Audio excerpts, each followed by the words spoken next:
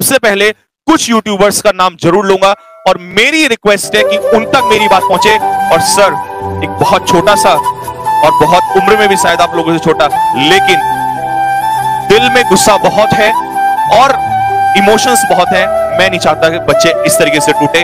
आप प्लीज, इन सभी की तरफ से मेरी हाथ जोड़ के रिक्वेस्ट है, प्लीज आप आगे आइएगा और आप सपोर्ट करिएगा। और मैं इन सभी बच्चों के साथ हूं और बहुत सारे डिफेंस जितने भी एजुकेटर्स हैं वो सभी इन बच्चों के साथ हैं।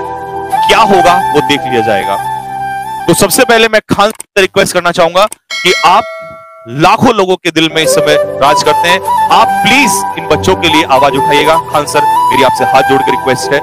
वहीं मैं गौरव सर से, राजस्थान वाले गौरव सर हैं, मैं उनसे भी रिक्वेस्ट करूंगा कि सर इस मुद्दे को हम सभी टीचर जितने भी डिफेंस वाले हैं, हम इस चीज को डिसीजन करके ऑनलाइन कैसे प्रोटेस्ट करना है। और सर ये तो पता है कि ऑनलाइन के अलावा आगे भी क्या करना है वो भी करना पड़ेगा।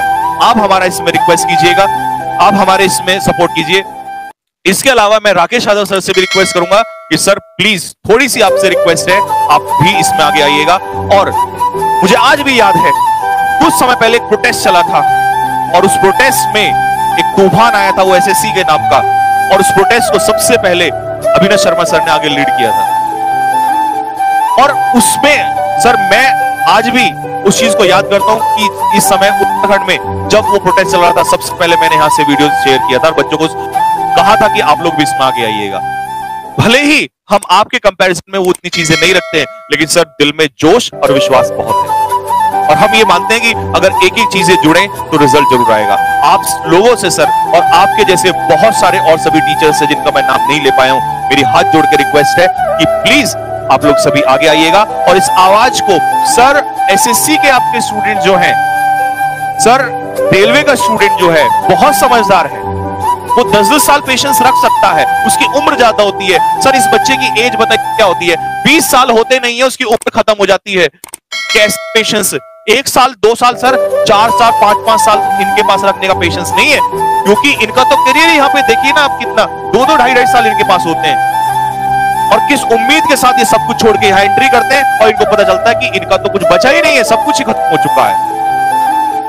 अब इसमें एक बात ये उठ के आती है कि चाहते क्या है। सर चाहते सिर्फ इतना सा है कि हमें जो है CASB, सबसे पहले 2-3 चीजें हैं जिसमें हमारा 2020 जो 4 से 8 नवंबर को पेपर हुआ, सर आप देखिएगा ना कब से जो पेपर उस समय हुआ उसका एनरोलमेंट सर एक क्लिक दूर है।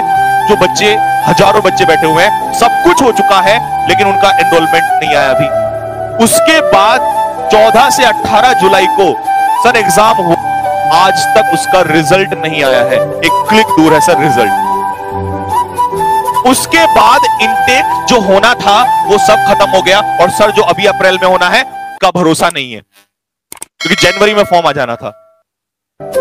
ये कुछ चीजें हैं सर, ये हमारी एयरफोर्स, आर्मी, नेवी से कोई रिक्वेस्ट नहीं है, they are doing their work very well. हमारा जवाब सिर्फ यहां से है CASB।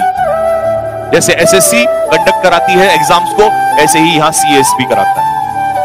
और ये सिर्फ 10-20 हजार बच्चों की बात होती तो नहीं होता सर, लाखों स्टूडेंट इसमें जुड़ चुके हैं और हर बच्चा इस चीज को चाहता है। तो मेरी सभी टीचर से रिक्वेस्ट है। और जहां तक अब मैं डिफेंस एजुकेटर्स की बात करता हूं, उसमें चाहे RS सर हो, मेरी प्रॉपरली अभी डिस्कशन 1 घंटे पहले हो चुका है इस मुद्दे पर, चाहे इसमें हमारे मेरठ वाले चित्रा मैडम हो, या चाहे बैचलर सर हो, या बाकी चाहे कानपुर वाले मयंक सर हो, या हमारे और टीचर्स हो, सबसे इन लोगों से मेनली मेरा डिस्कशन हो चुका है।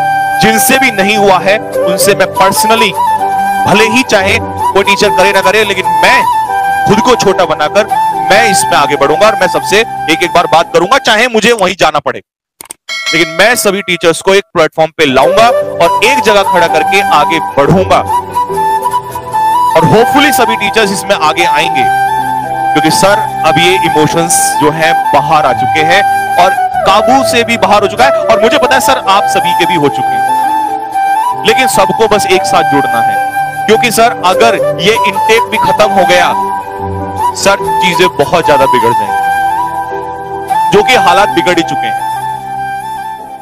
और ऐसा कोई भी कदम हम नहीं उठाएंगे जिससे स्टूडेंट को नुकसान झेलना पड़े या किसी टीचर को नुकसान झेलना पड़े। क्योंकि किसी ने कहा है बहुत अच्छे से कि अगर प्लान्ड एक्शन नहीं हुआ तो उसका कोई रिजल्ट नहीं आएगा। अगर मैं ये भी कह दूं नहीं दिल्ली चलो और ये चलो वहां प्रोटेस्ट करो, उसका कोई वैल्यू नहीं है। स्टूडेंट को नुकसान झेलना और हमें झेलना है। तो सबसे पहले हम सभी टीचर्स इस चीज में बैठकर डिस्कशन करने वाले हैं कि हमें सर एक बार तो हमें ऑनलाइन प्रोटेस्ट करना ही पड़ेगा। मुझे पता है बहुत सारे टीचर्स कहेंगे कि पहले क्या हो गया, पहले चाहे कुछ भी नहीं हुआ, लेकिन जब आप ऑफलाइन मैदान में उतरेंगे जिस दिन, उससे पहले आप एक बार अपनी ऑनलाइन ताकत, लेकिन उस समय सिर्फ डिफेंस का एजुकेटर नहीं, उस समय हर एजुकेटर हमारा उस समय साथ देगा। और उसके बाद अगर तब भी सुनवाई नहीं होती है, तब हम सभी टीचर्स स्टूडेंट को मैं अभी भी आगे नहीं आने दूंगा।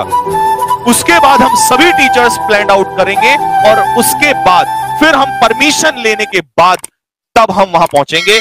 और अगर जरूरत पड़ी तो बाकी की सारी चीजें बाद में डिसाइड करी जाएंगी। लेकिन सबसे पहले मैं स्टूडेंट्स पे आंच नहीं आने दूंगा। मैं स्टूडेंट्स को कहूंगा कि तुम यहां भागो या वहां भागो, तुम्हें नहीं करना है, ये टीचर्स को पहले कदम लेना है।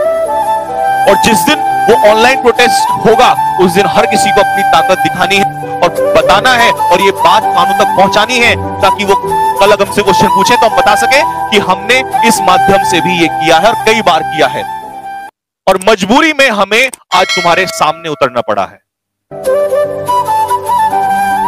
तो प्लीज मेरी सभी लोगों से रिक्वेस्ट है